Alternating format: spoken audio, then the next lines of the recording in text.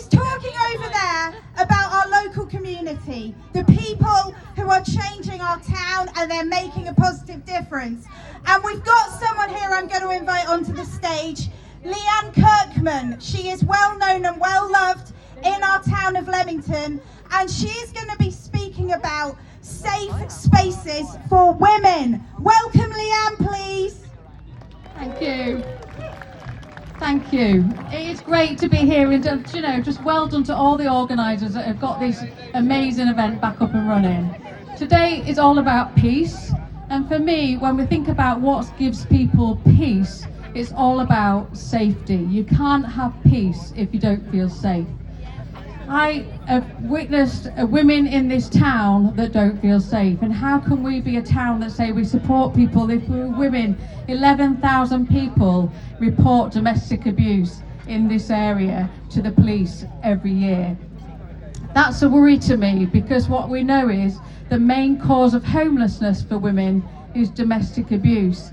And so women are crying out in our area for safe spaces so that they can go and feel like they've got a peaceful place to be and a safe space to be. I set up the Esther project after running Helping Hands community project for 10 years. What I witnessed when I was running a mixed gender charity was we didn't get as many women turning up to our doors. We got some, but we didn't get as many as we thought there were. When you look at the national figures of homelessness around this country, the national figures show you that actually 67% of people that present themselves as homeless to their local council are women. But when you look around the town and you look around out on the streets, you see men, and that's because women's homelessness is a hidden problem. The phone call I got that sticks in my mind is when a lady rang me up and said to me when I was working at Helping Hands, "Leanne, can you help me?" I said, "Yeah, what's the problem?" She said, "I've been going to work every day, but I'm sleeping in my car." That lady was my son's TA at school. So we have women that are sleeping in cars, sleeping in garages, or they get put into mixed gender houses when the reason they left their house is domestic abuse. I stepped down from running Helping Hands 2 years ago to set up something for women, and that's our stand just there. We're in a great space here. And in order to mark my 10 years of running Helping Hands, I went on a 10-night sleep out because I wanted to find out what other counties were doing for women in their areas. I went and slept rough for 10 nights from February the 1st to February the 10th in the freezing cold, and I started in Leamington, Coventry, Birmingham. I went to Plymouth, Southampton, Bristol, Doncaster, Hull, and I ended up in Blackpool, and that was 10 consecutive nights. What I did on those 10 days, which I underestimated how tired I was going to be, I went to women's centres and I went to mixed gender charities.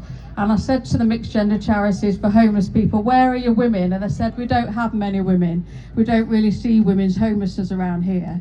I went in the same town and the same city to the women's centre and I said, "Where are the women?"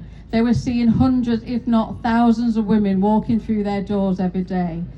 The difference was they had a safe space, a women-only space for ladies. I came back from my 10-night sleep out with a vision for Warwickshire, and that was to create safe spaces for women where women can feel peace, safe, a place to heal.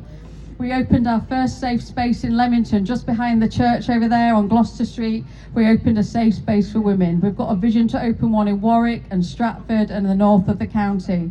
We need these places so that women have a safe space to go. We've also got an accommodation. We've got a 7-bedroom accommodation. I was given that 3 years ago by an amazing local landlord who said, "Fill it with homeless people." He thought I was going to fill it with men. I filled it with 7 women very quickly.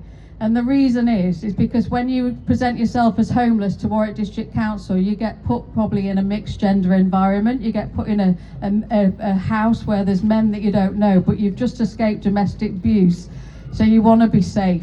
So we filled our house with 7 ladies, and we've got plans to open 4 more bedrooms in the next couple of months, and then we've got plans to do 8 beds at the end of the year.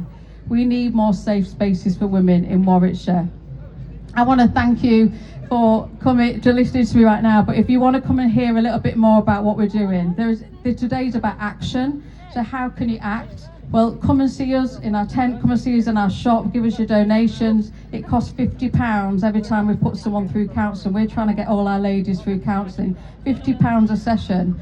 We desperately need your support, and the women of Warwickshire need your support. Thank you.